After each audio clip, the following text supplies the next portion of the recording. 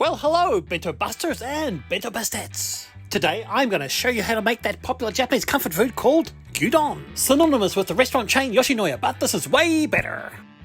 To start off, we need dashi stock, so place a piece of kombu in some water, bring it to the boil, and that's it. Dashi stock.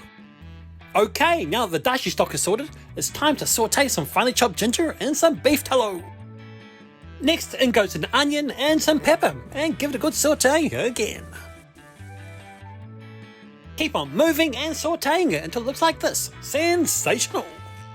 Alrighty, now it's time to add the kombu dashi, sugar and salt.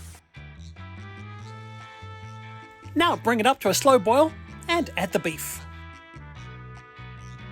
I recommend using thinly sliced ribeye or chuck steak, and the more marbled it is, the better. Yep, the fattier the beef, the more tender it's going to be.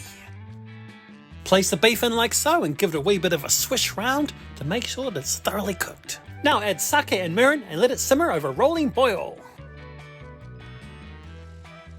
And now it's time for the soy sauce, and we add this at the end so it'll hold its flavour. And finally, when you'd least expect it, I'm going to add a wee bit of MSG to enhance the flavour. Haha! Don't tell anyone.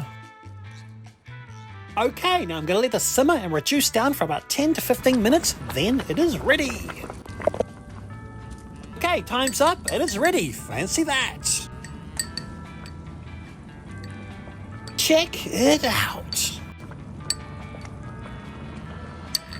This beef is juicy and tender and full of umami goodness. Yummo! Oh, and talking about umami goodness, that reminds me, where's that kombu? Oh, there it is. It's stayed in there the whole time and it's done an excellent job. Okay, assembly time.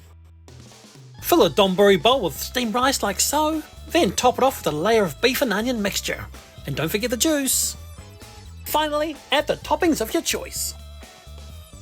And as you can see, I'm having some finely chopped green onion, mini shoga ginger, and an egg yolk.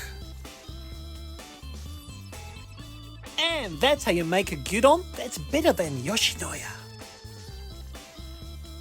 Which doesn't take much, but trust me, this is utterly delishimo. In fact, it's utterly gyudon-tastic. Try it!